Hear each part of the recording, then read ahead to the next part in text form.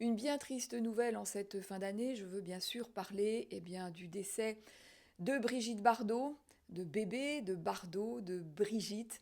Pour moi, c'était vraiment l'icône des icônes, hein. Je la place vraiment tout en haut de la pyramide. Elle était pour moi vraiment l'incarnation de la beauté, de la liberté et du courage. Pour moi, c'était vraiment la plus belle femme du monde, à la fois tellement féminine avec aussi beaucoup de masculin, une liberté pleine et entière avec ce côté tellement indomptable qui la caractérisait tant, hein.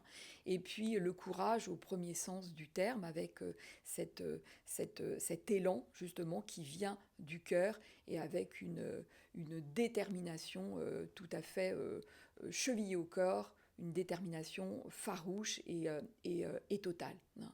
Donc une femme extrêmement entière, une espèce de diamant brut avec plein de facettes, hein. C'était quelqu'un aussi de complexe et elle était d'une luminosité absolument incroyable. J'ai eu l'occasion dans ma vie de la croiser 2 fois, je vous parle de ça il y a fort longtemps, hein. Une première fois sur la route sur le chemin de sa propriété, de la Madrague.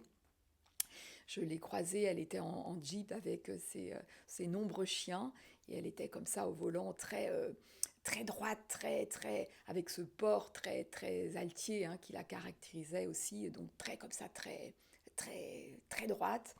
Et puis une autre fois dans le 16e arrondissement de Paris où elle faisait ses courses et je l'ai croisée sur le trottoir. Encore une fois, il y a vraiment longtemps de cela. Et voilà. Et pour moi, elle restera de toute manière complètement, j'allais dire immortelle, mais je crois que ça va au-delà de l'immortel. Il y a quelque chose en réalité d'éternel, parce que elle portait vraiment le combat qu'elle portait, il va bien évidemment au-delà d'elle et totalement essentiel. Et ça aussi, elle avait compris cela, elle avait compris à quel point le sort des animaux, la condition animale était absolument fondamentale. C'est dans la façon dont on traite les animaux qu'on voit complètement notre humanité. C'est le point de départ, c'est là où il y a toute la conscience, et elle avait compris ça, évidemment que c'était quelqu'un de remarquablement intelligent, et voilà, et elle savait aussi ô combien les hommes, il y a une forme de folie, hein, la folie des hommes qui détruit ce qu'il ne comprend pas, et voilà, et tout son combat, c'était d'essayer aussi de partager ses idées, mais de faire toucher du doigt ô combien cela c'est important, ô combien là il y a l'essentiel de la vie. Là est l'essentiel de la vie, c'est pas dans la réussite et voilà, c'était là l'essentiel, et était là. Et ça, elle l'a compris et elle l'a totalement incarné.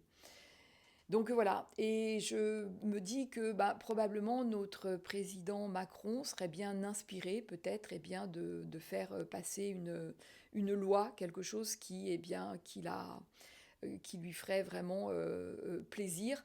Évidemment qu'elle a fait énormément pour la cause animale, elle a fait avancer beaucoup, beaucoup, beaucoup. Elle a vraiment... c'est difficile pour moi de faire cette vidéo. Bref, donc elle a fait beaucoup. Et donc une vie très utile. Et je pense effectivement que notre président Macron serait bien inspiré de faire quelque chose, de faire passer une loi, de faire...